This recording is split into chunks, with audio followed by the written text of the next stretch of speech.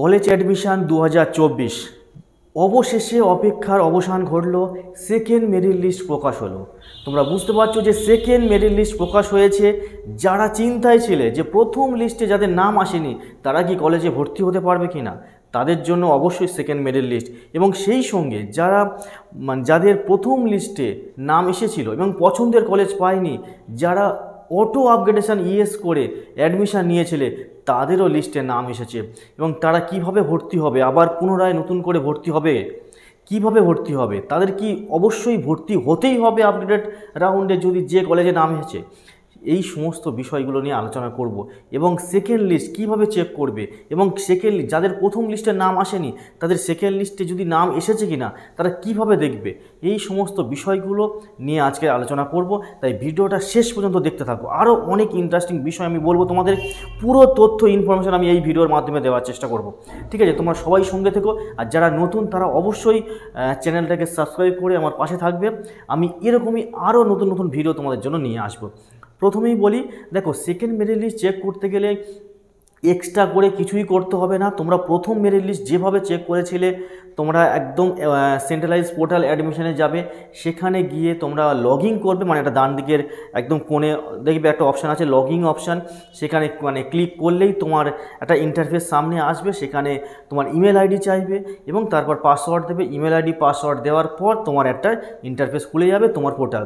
সেখানে যদি তোমার নাম এসে থাকে কোনো কলেজে, তাহলে তোমার কলেজের পাশে সমস্ত ডিটেলস, কত টাকা ভর্তি, সমস্ত কিছু ওখানে দেখানো হবে।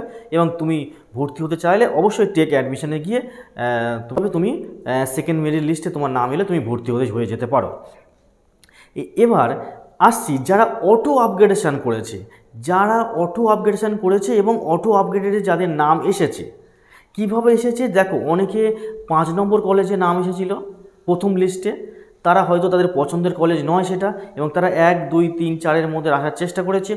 তারা অটো আপগ্রেডেশন ইএস করে অ্যাডমিশন নিয়েছিল, তাদেরও নাম এসেছে। এবং তারা কিভাবে আবার নতুন করে এই কলেজে ভর্তি হবে। দেখো, এই কলেজে ভর্তি হতে গেলে তুমি তোমার পোর্টাল খুলবে এবং তুমি সেখানে একটা ইন্টারফেস দেখতে পাবে। সেখানে কি দেখবে যে দেখো, একটা কলেজে তোমাকে অ্যাডমিটেড হয়ে আছে দেখানো হবে, আর একটা কলেজে অ্যালোটেড দেখানো হবে। তুমি যদি নতুন কলেজে ভর্তি হতে চাও, সেখানে তোমাকে কিন্তু ওই টেক অ্যাডমিশনে গিয়ে তুমি ভর্তি হলে তুমি ওই নতুন কলেজে ভর্তি হয়ে যাবে, আর পুরনো যে কলেজটা তোমার ভর্তি হয়েছিলে সেটা অটোমেটিক্যালি ক্যান্সেল হয়ে যাবে। এখানে আরেকটা প্রবলেম আছে, অনেকে হয়তো মনে করছে যে আমি আগের কলেজে যে টাকাটা দিয়ে পেমেন্ট করেছিলাম, ফিস পেমেন্ট করেছিলাম, তাহলে সেই টাকাটার কী হবে, আমাকে কি নতুন করে আবার টাকা দিয়ে ভর্তি হতে হবে? দেখো, এখানে বলি একদমই না, নতুন করে টাকা দিয়ে ভর্তি হতে হবে না। তবে তোমার ওই টাকাটা অ্যাডজাস্টমেন্ট হয়ে যাবে এখানে নতুন কলেজের ভর্তির ক্ষেত্রে। সাপোজ কথাই বলছি, তুমি একটা কলেজে 5,000 টাকা দিয়ে ভর্তি হয়েছো, এখন নতুন যে কলেজে নাম উঠেছে সেখানে কলেজের অ্যাডমিশান ফিস দেখাচ্ছে 4,000 টাকা। তাহলে তোমাকে ওই 5,000 টাকা থেকে 4,000 টাকা কেটে নিয়ে তোমাকে 1,000 টাকাটা তোমার পাসবুক অ্যাকাউন্টে তোমাকে ট্রান্সফার করে দেওয়া হবে, বা রিফান্ড করে দেওয়া হবে। বুঝতে পারলে? এবার যদি মনে করো তুমি আগের একটা কলেজে তুমি ভর্তি হয়েছিলে 4,000 টাকা, এখন নতুন যে কলেজে নাম এসেছে সেখানে 6,000 টাকা ভর্তি, তাহলে তোমাকে অলরেডি 4,000 টাকা ওখানে পেমেন্ট করা আছে। তোমাকে আর ওই বাদ বাকি যে 2,000 টাকাটা সেটাই পেমেন্ট করলে তোমাকে কিন্তু ভর্তি হয়ে যাবে। তাহলে তোমাকে আর এক্সট্রা করে পুরো টাকাটা এখন পেমেন্ট করতে হচ্ছে না। আশা করি বুঝতে পারলে এই ফিস পেমেন্ট নিয়ে কোনো সমস্যা নেই। তবে এই প্রসঙ্গে বলবো, অটো আপগ্রেডেশন যারা করেছিলে তাদের সামনে দুটো অপশান থাকে। একটা হচ্ছে, তোমার যদি অটো আপগ্রেডেশনের পর তার যে কলেজের নাম এসেছে সেই কলেজটাও আবার পছন্দ হচ্ছে না, তখন কি করবে? হয় অনেকের হতে পারে, অনেকের হয়তো 5 নম্বর কলেজে আগে নাম এসেছিল, সে তার পছন্দ নয়, সে চেষ্টা করেছিল 1 নম্বর বা 2 নম্বরে যাওয়ার, কিন্তু দেখা যাচ্ছে তার 3 নম্বর কলেজে নাম এসেছে, আসতেই পারে, সেটাও তার পছন্দের নয়, সে কি করবে? এই ক্ষেত্রে এটা একটা অপশান, তুমি ভর্তি নাও হতে পারো, কিচ্ছু যায় আসে না, তাতে তোমার কোনো প্রবলেম হবে না। তুমি আবার পুনরায় যে কলেজে ছিলে সেই কলেজে থেকে যেতে পারো, এটা একটা আছে অপশান। আর একটা অপশান আছে, তুমি নতুন করে ওই নতুন কলেজে ভর্তি হয়ে যেতে পারো, সেক্ষেত্রেও তোমার পুরনো কলেজটা ক্যান্সেল হয়ে যাবে। এই দুটো অপশানের মধ্যে তুমি যে কোনো একটা তুমি বেছে নিতে পারো। এবার আসছি, দেখো এই প্রসঙ্গে বলে রাখি তোমাদের কিন্তু এই যে একবার অটো আপগ্রেডেশন করার পর যে কলেজটা পেয়েছো সেখানে ভর্তি হতে পারো না হতে পারো, সেটা সম্পূর্ণ কিন্তু তোমার ইচ্ছা। এখানে পোর্টাল কিন্তু তোমার স্বাধীনতা দিয়ে দিয়েছে, তাই সেক্ষেত্রে তোমাকে আবার কিন্তু অটো আপগ্রেডেশনের অপশান থাকবে না। এখানে কিন্তু এই কলেজগুলোর মধ্যে তুমি কি পুনরায় আগের কলেজটায় থাকতে চাইছো না নতুন কলেজে ভর্তি হতে চাইছো, এখানে কিন্তু সম্পূর্ণ স্বাধীনতা তোমার রয়েছে। তাহলে বোঝা গেল পরিষ্কার। এবার আসবো যে নতুন যারা কলেজে যারা হচ্ছে নাম উঠেছে এই সেকেন্ড লিস্টে, তাদের অনেকেরই যদি এই কলেজের পছন্দ না হয় তারা কি করবে।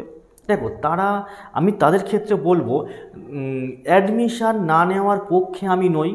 আমি প্রথম থেকেই বলে দিচ্ছি, দেখো এই অ্যাডমিশানটা কিন্তু অনেক কষ্ট করে তোমরা পেয়েছো। এখানে হয়তো পছন্দের কলেজ একটা পাওয়া যাচ্ছে না, অনেক ক্ষেত্রে পাওয়া যাচ্ছে।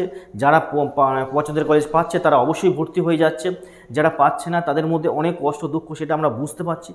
কিন্তু এই জায়গাটা একটু অ্যাডজাস্টমেন্ট তোমাকে করতে হবে।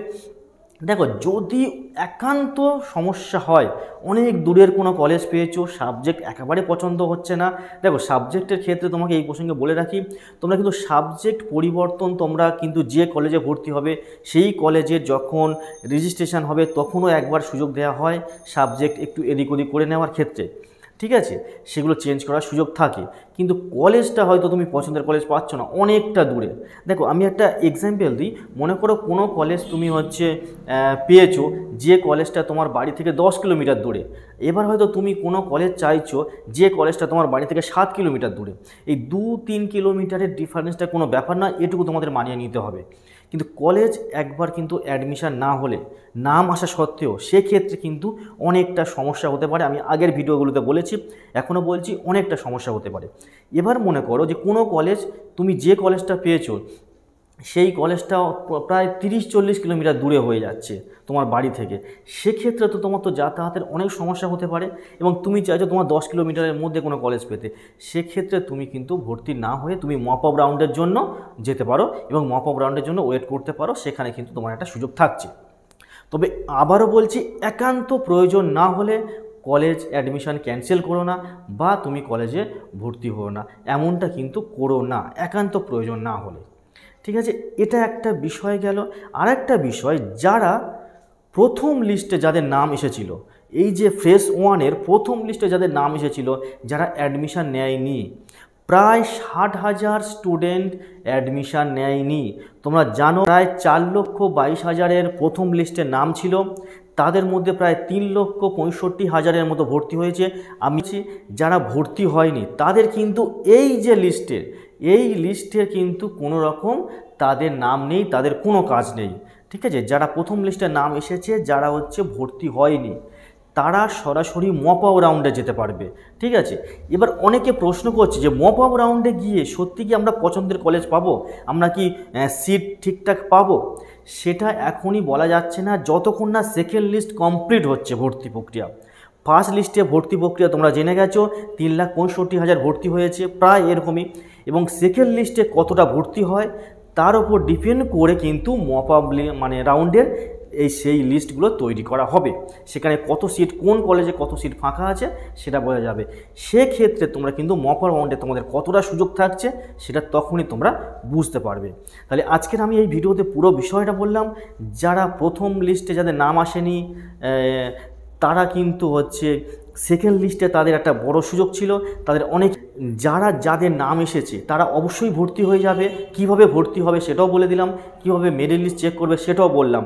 এবং তার সাথে সাথে যদি একান্ত পছন্দের কলেজ না হয়, তখনই তোমরা হচ্ছে অ্যাডমিশন এখন স্থগিত রাখতে পারো, একে তোমরা মপ আপ রাউন্ডে যেতে পারো। মপ আপ রাউন্ড শুরু হচ্ছে, আবার বলছি, রাউন্ড শুরু হচ্ছে 8ই আগস্ট থেকে মপ আপ রাউন্ড শুরু। সেই সময় তোমরা অবশ্যই অ্যাপ্লিকেশান করবে। তবে যারা অ্যাপ্লিকেশান আগে হয়েছিল, বা একবার হচ্ছে যারা এই পোর্টালে সেন্ট্রাল স্কুলে রেজিস্ট্রেশন হয়ে গেছে, তাদের আর নতুন করে রেজিস্ট্রেশন করতে হবে না। তারা শুধুমাত্র সেখানে কলেজ পেপারসগুলো দিয়েই সাবমিট করলেই সেখানে আবার নতুন করে তাদের মপ আপ রাউন্ডে তারা শুধু চান্স পাবে যাদের প্রথম লিস্টে যারা ভর্তি হয়নি, এখনও স্থগিত আছে। এবং যারা হচ্ছে কলেজ ক্যান্সেল করেছে এবং যাদের সেকেন্ড লিস্টেও নাম আসছে না তাদেরও মপ আপ রাউন্ডের সুযোগ থাকবে। তাহলে তোমরা অবশ্যই তাহলে হচ্ছে তোমরা মপ আপ রাউন্ডের অপেক্ষায় থাকো।